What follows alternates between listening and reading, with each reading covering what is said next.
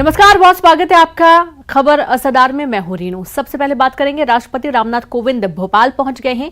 वायुसेना के विमान से राष्ट्रपति भोपाल के ओल्ड एयरपोर्ट पर पहुंचे, जहां सीएम शिवराज सिंह चौहान ने अपनी पत्नी साधना सिंह के साथ राष्ट्रपति को एयरपोर्ट पर रिसीव किया। एयरपोर्ट से राष्ट्रपति राजभवन के लिए रवाना हुए।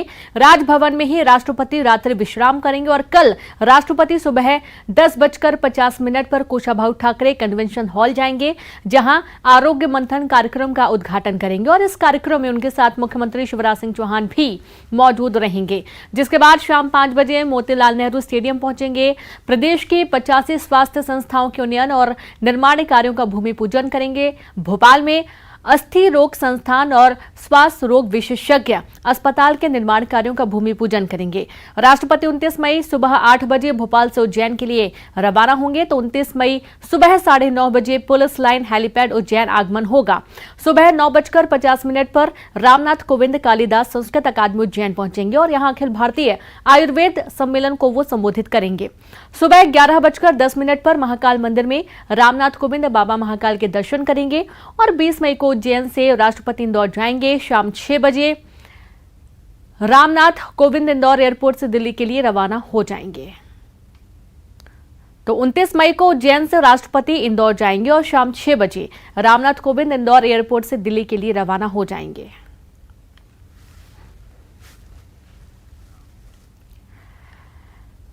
और कुछ और खबरों का रुख करेंगे। बात करेंगे भोपाल से बड़ी खबर की, जहां शिक्षकों की गर्मी की छुट्टी कैंसिल कर दी गई है। पंचायत चुनावों की घोषणा के साथ ही छुट्टियां कैंसिल की गई हैं। स्कूल शिक्षा विभाग ने आदेश जारी किया है।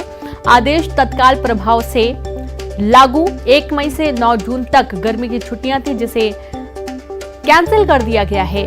शिक्षकों की गर्मियों की छुट्टियां कैंसिल की गई हैं क्योंकि पंचायत चुनाव है और पंचायत चुनाव के मद्देनजर छुट्टियां कैंसिल की गई हैं।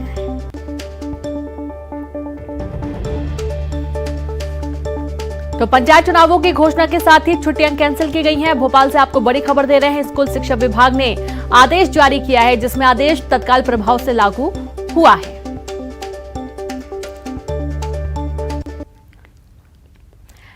और अब बड़ी खबर भोपाल से, बीजेपी ने बनाई स्थानीय निकाय चुनाव प्रबंधन समिति। भगवान दास सबनानी समिति संयोजक बनाए गए।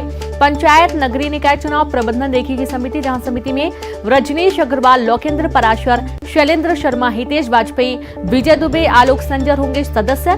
मंत्री भूपेंद्र सिंह होंगे विशेष आमंत्रित सदस्य।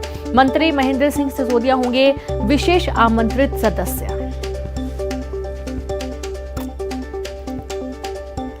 तो बड़ी खबर आपको दे रहे हैं भोपाल से, जहां पर बीजेपी ने बनाई स्थानीय निकाय चुनाव प्रबंधन समिति, जहां भगवान दास सबनानी समिति संयोजक बनाए गए हैं। पंचायत नगरीय निकाय चुनाव प्रबंधन देखेगी समिति, जहां समिति में रजनीश अग्रवाल, लोकेंद्र पराशर, शैलेंद्र शर्मा, हितेश वाजपेयी, विजय दुबे, आलोक संजर सदस्य होंगे। वहीं मंत्री भूपेंद्र सिंह होंगे विशेष आमंत्रित सदस्य।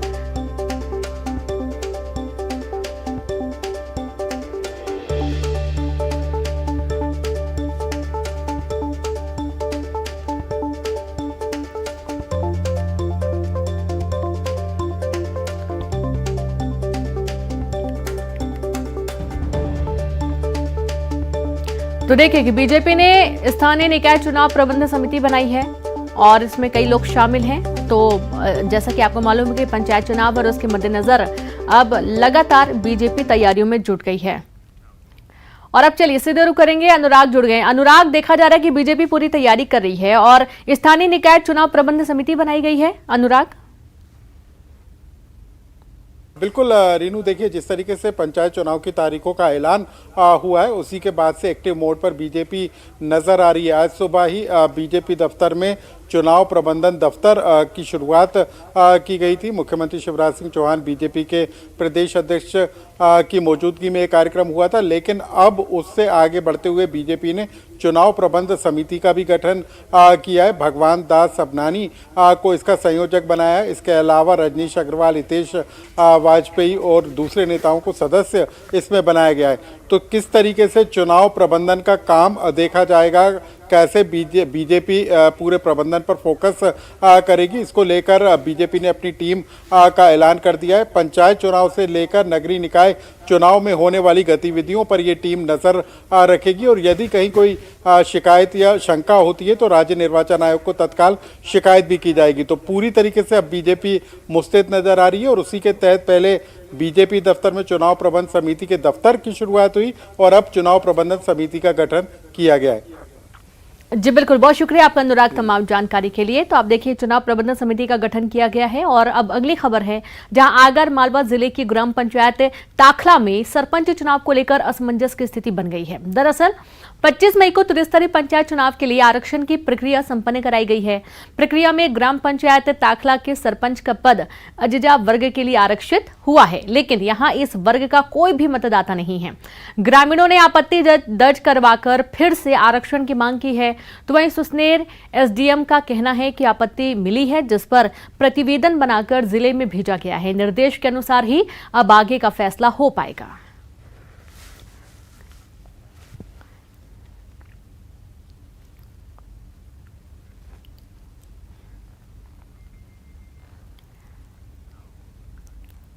तो वहीं बात करेंगे इंदौर की। इंदौर में बदमाशों पर टूटा पुलिस का कहर। नशे की हालत में हंगामा कर रहे थे बदमाश। पुलिसकर्मी से बदमाशों ने की थी बदसलूकी। हंगामे की सूचना पर पहुंची फोर्स। बदमाशों को पुलिस ने पीटा। बता दें कि 3 बदमाशों के खिलाफ केस दर्ज किया गया। रावजी बाजार थाना क्षेत्र का ये पूरा मामला सामने आया है। देखिए, बदमाशों को पीटने का जो वीडियो है वो सामने आया है। नशे की हालत में बदमाश काफी हंगामा कर रहे थे और पुलिस से बदमाशों ने बदसलूकी भी की और इसी दौरान देखा गया कि नशा उतारने के लिए पुलिस ने बदमाशों को जमकर पीटा।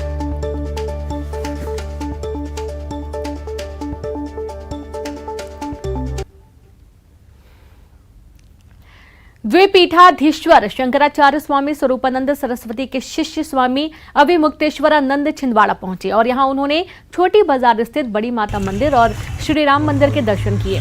दर्शन के दौरान साईं बाबा की प्रतिमा को देखकर वे भड़क गए। उन्होंने अपने एक शिष्य को जमकर फटकार लगाई। मंदिर के पुजारी पर नाराजगी जाहिर करते हुए उन्होंने कहा कि राम के मंदिर में साईं का क्या काम, जब तक यहाँ साईं की प्रतिमा रहेगी वह यहाँ कदम नहीं रखेंगे।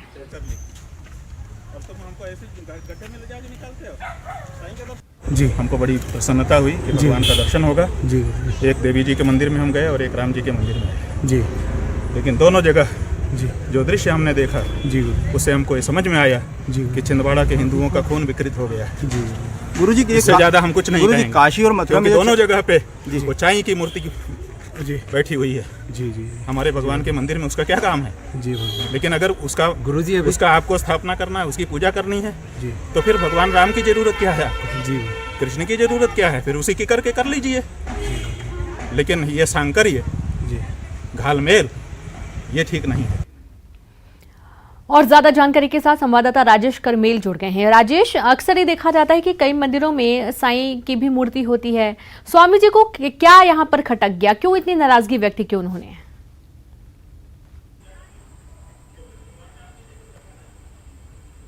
जी देखिए, ये विवाद पिछले लंबे समय से चल रहा है। जगत गुरु स्वामी शंकराचार्य जी ने भी इसका विरोध किया था। जब वो छिंदवाड़ा आए थे तब भी उन्होंने कहा था कि साईं की पूजा करना ठीक नहीं है। और इसी की एक वानगी आज यहाँ देखने को मिली। जब उनके शिष्य अभिमुक्तेश्वरानंद जी जब यहाँ आए तो वो उनके आने का प्रयोजन जो था वो एक राम मंदिर और बड़ी माता मंदिर है, नगर का पीठ कहलाता है वो, वहां पर चूंकि विस्तार हो रहा है उसकी वजह से उन्हें आमंत्रित किया गया था। जिस दौरान वो वहां गए, वहां साईं की प्रतिमा पर उनकी जब नजर पड़ी पूजा अर्चना के बाद, तब वो अचानक नाराज हो गए। उन्होंने स्पष्ट कर दिया कि जब तक ये प्रतिमा नहीं हटाई जाएगी वो इस मंदिर में दोबारा नहीं आएंगे। इसके अलावा भगवान राम के भी मंदिर में उन्हें पूजा अर्चना के लिए आमंत्रित किया गया था, वो वहां भी गए।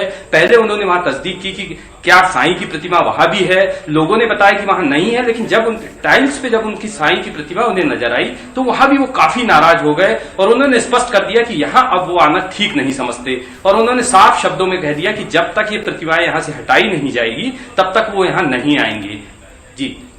जी बिल्कुल, बहुत शुक्रिया आपका राजेश तमाम जानकारी के लिए। तो नाराजगी व्यक्त की स्वामी जी ने। उनका ये कहना था कि जब तक यहां से साईं की प्रतिमा नहीं हटेगी तब तक वे मंदिर में प्रवेश नहीं करेंगे। अगली खबर भोपाल से। राज्य निर्वाचन आयुक्त ने तैयारियों को लेकर समीक्षा की। वीडियो कॉन्फ्रेंसिंग के माध्यम से प्रदेश भर के कलेक्टरों से चर्चा की। नाम निर्देशन पत्र केवल ऑफलाइन ही लिए जाएंगे। बरसात के हिसाब से सभी कलेक्टर मतदान केंद्रों का दौरा करें, मतदान केंद्रों पर मरम्मत सहित तमाम व्यवस्थाएं पुख्ता करें। तो खबर भोपाल से है। राज्य निर्वाचन आयुक्त ने तैयारियों को लेकर समीक्षा की, जहां वीडियो कॉन्फ्रेंसिंग के माध्यम से प्रदेश भर के कलेक्टरों से चर्चा की। नाम निर्देशन पत्र केवल ऑफलाइन ही लिए जाएंगे। बरसात के हिसाब से सभी कलेक्टर मतदान केंद्रों का दौरा करें। बड़वानी में एक कार्यक्रम के दौरान पशुपालन मंत्री प्रेम पटेल ने मूंग दाल बांटते वक्त एक महिला का घूंघट हटा दिया। दरअसल महिला की बेटी और मां के साथ फोटो खिंचवाने के चक्कर में पहले तो मंत्री जी ने महिला को हाथ पकड़कर किनारे किया, फिर घूंघट भी हटाया और इस दौरान एक और वाकया हुआ। मंच पर मंत्री का माइक नहीं काम कर रहा था तो गुस्से में आ गए और ये वीडियो वायरल हो रहा है। तो देखिए, पहले बच्ची को उन्होंने फोटो खिंचवाने के लिए आगे किया और उसके बाद उन्होंने महिला को भी आगे किया और उसका घूंघट भी थोड़ा साइड करते हुए नजर आए। ये वीडियो तेजी से वायरल हो रहा है। माइक नहीं चल रहा था तो इस पर भी मंत्री जी काफी भड़क गए। देखो सामने फोटो, गंगा गंगा देवा, इधर इधर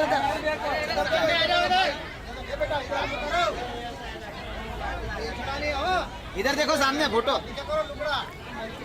तो खबर बड़वानी से है, जहां पर फोटो सेशन के चक्कर में मंत्री जी ये भूल गए हैं कि अनजाने में ही, लेकिन उनसे गलतियां हो रही हैं और उन्हें आखिरी तक में भी ये अनुभव नहीं हो पाया कि शायद उन्होंने कुछ गलत कर दिया है। ये जो वाकया हुआ है ये बहुत ही आश्चर्यचकित था। कुछ लोगों की नजरों में काफी खटका भी, और कुछ लोग इसे बहुत आम वाकया मान रहे हैं, क्योंकि जैसे कि मंत्री जी ने पहले एक बच्ची को भी फोटो के लिए आगे खींचा और उसके बाद एक महिला को भी खींचा। तो सरकारी कार्यक्रम था और ये वाकया जब सामने आया तो अब वीडियो तेजी से वायरल हो रहा है। और अब बात भोपाल से बड़ी खबर की। बीजेपी कार्यकर्ताओं के कार्यक्रम में जबरदस्त हंगामा हो गया। बदमाशों ने लोगों से मारपीट की, वाहनों में आग लगा दी। शाहपुरा थाना इलाके का मामला है। शाहपुरा थाना पुलिस मामले की जांच कर रही है। तो बड़ी खबर है भोपाल से, जहां पर बीजेपी कार्यकर्ताओं के कार्यक्रम में जबरदस्त हंगामा हो गया। बदमाशों ने लोगों से मारपीट की, वाहनों में आग लगा दी। शाहपुरा थाना इलाके का मामला है। शाहपुरा थाना पुलिस मामले की जांच कर रही है।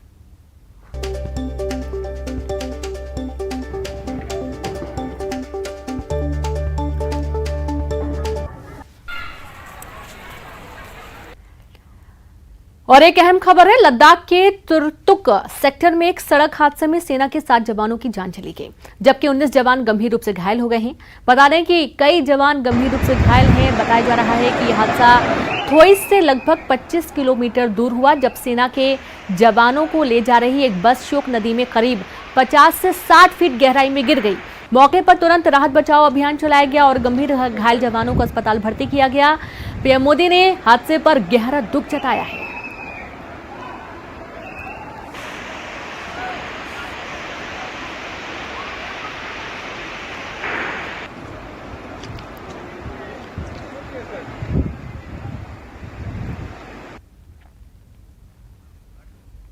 भारतीय आकाश में ड्रोन टैक्सी का सपना बहुत ही जल्द साकार हो सकता है। दिल्ली के प्रगति मैदान में आयोजित भारत ड्रोन महोत्सव में प्रधानमंत्री नरेंद्र मोदी ने देश के पहले ड्रोन टैक्सी प्रोटोटाइप को प्रदर्शित किया। साथ ही कहा कि साल 2030 तक भारत ड्रोन हब बनेगा। ये मेक इन इंडिया है।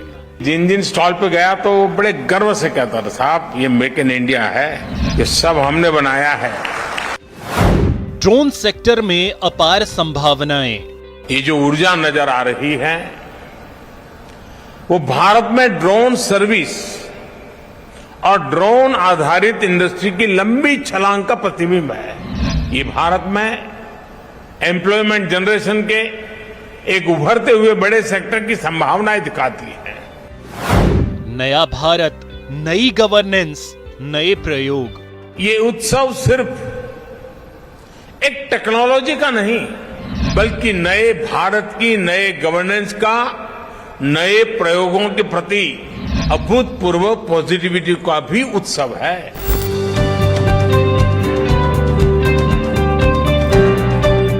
दिल्ली के प्रगति मैदान में देश का सबसे बड़ा ड्रोन महोत्सव शुरू हो गया है। 2 दिनों तक चलने वाले भारत ड्रोन महोत्सव का प्रधानमंत्री नरेंद्र मोदी ने उद्घाटन किया।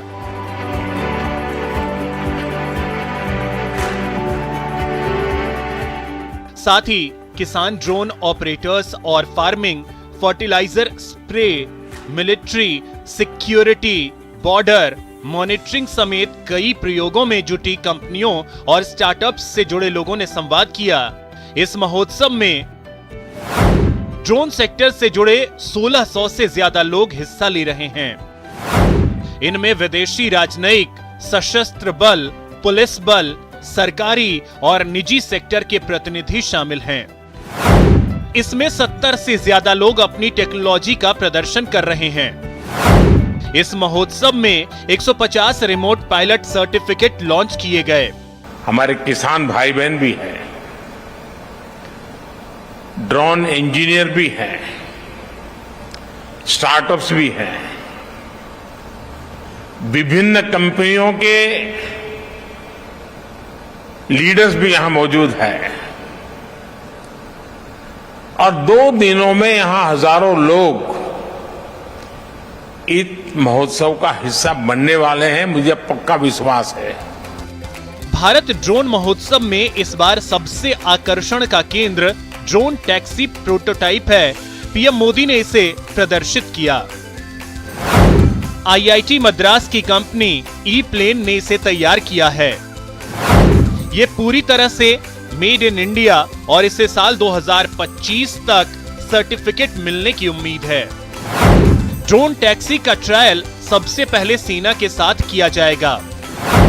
साल 2028-29 तक ड्रोन टैक्सी भारतीय आकाश में उड़ती नजर आ सकती है। ड्रोन मैन्युफैक्चरिंग का एक सशक्त इकोसिस्टम बनाने की तरफ भी बढ़ रहे हैं। टेक्नोलॉजी जब मासिस के बीच में जाती है तो उसके इस्तेमाल की संभावनाएं भी ज्यादा से ज्यादा बढ़ जाती है। प्रधानमंत्री नरेंद्र मोदी ने बताया कि भारत दुनिया में सबसे बड़ा ड्रोन एक्सपोर्टर बनने की ओर है। किसानी से लेकर कारोबारी तक सेवाओं और उद्योग में ड्रोन की उपयोगिता बढ़ी है। घरेलू उद्योग को बढ़ावा देने के उद्देश्य से ही फरवरी में ड्रोन के आयात पर प्रतिबंध लगाया गया है। साथ ही ड्रोन उद्योग के लिए परचेज लिंक्ड इंसेंटिव योजना भी शुरू की गई है। इस सेक्टर की अपार संभावनाएं आत्मनिर्भर भारत अभियान को और मजबूत करेंगी। Bureau report, news 18 network.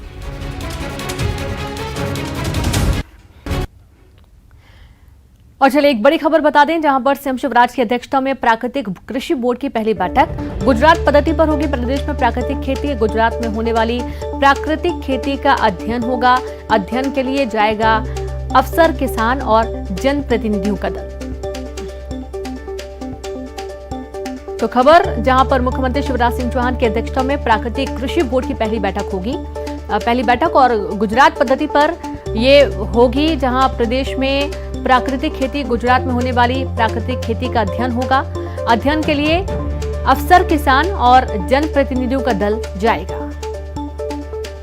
और इसी के साथ इस बुलेटिन में इतना ही। नमस्कार।